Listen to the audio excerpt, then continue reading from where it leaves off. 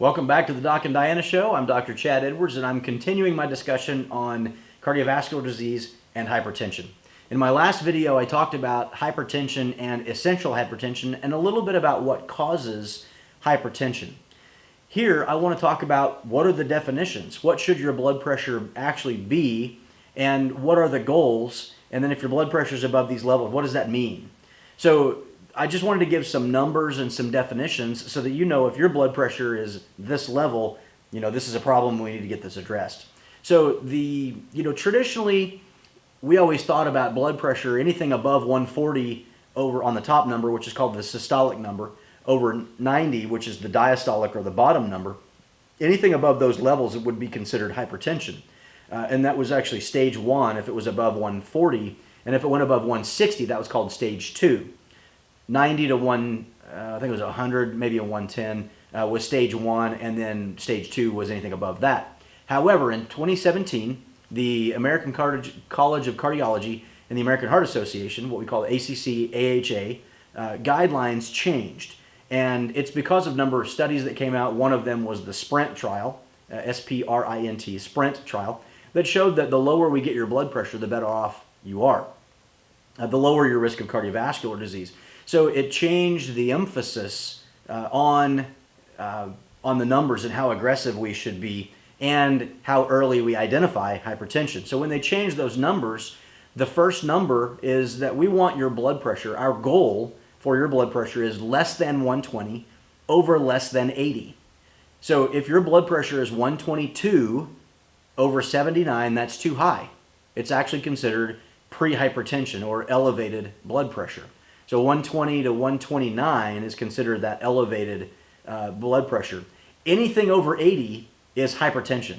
If your blood pressure is 81, by definition, that's hypertension. And anything above 90 would be considered stage 2 hypertension by the 2017 ACC/AHA guidelines. If your blood pressure is 130 to 139, that's considered stage 1 hypertension. And again, if your diastolic is 90 or more, that's hypertension. So that stage 2 hypertension begins with the top number, the systolic. Stage 2 begins at 140. So in the past, that would have been stage 1, now it's stage 2. And it's just grading the severity of hypertension. So again, if your blood pressure is above 120 over 80 when you come into the doctor's office or when you check your blood pressure at home, that is considered elevated and it needs to be addressed. Now, I will get patients in the clinic at our Tulsa Functional Medicine Clinic, Revolution Health and Wellness, that will come in and we'll get their blood pressure and it'll be 125 over 85 and they'll say, oh, it's just elevated when I come in here. I have white coat hypertension. I'm going to have some more videos on white coat hypertension and another entity called masked hypertension. Those do have elevated risks with it. We cannot just dismiss that as, oh, okay, it's only elevated when you come here. That's not a problem. The literature shows that that actually is a problem and it does need to be managed. And those are some of the things that we do at Revolution Health. And we are happy to help you with that process. But not only does it show that it is a potential problem, it also shows that the earlier we intervene and aggressively try to get those blood pressure levels down, the lower your risk of cardiovascular disease. So I would argue, and the medical literature would also argue, that it's inappropriate for us to wait. We shouldn't just look at this and say, okay, your blood pressure is a little bit elevated, so let's see what we can do with just lifestyle. The medical literature shows that the earlier you get that blood pressure down, the better. You don't want to wait. Some of our patients will think that if they go on blood pressure medication, they're on it for life. That is not the case. And again, I will have more information and some more videos on some of the good blood pressure medications that you can take, but also on how they actually help the blood vessel. My mentor in cardiovascular disease is Dr. Mark Houston.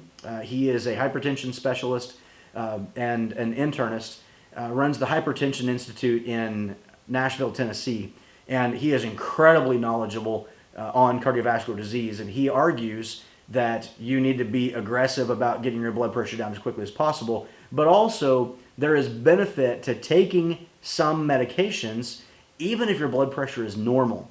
And that goes back to those 3 finite responses that we talked about before to those infinite insults that you get to the blood vessel and some of the things that make your blood pressure to go up to begin with. So lots more that will be following, more videos that we will be looking at, and we want to get your blood pressure as low as we can. We want to get your cardiovascular risk as low as we can. And again, there's lots of stuff that we can do at Revolution Health to try and identify and lower your risk for hypertension and cardiovascular disease. And we use a combination of lifestyle, which is diet, exercise, stress reduction, sleep, all of those things, nutritional supplementation, and medications to maximize your overall health. Be sure and like these videos, subscribe to our channel, check out revolutionhealth.org, and let everybody know about these videos so we can do what we can to lower risk of cardiovascular disease in this country. Thanks so much.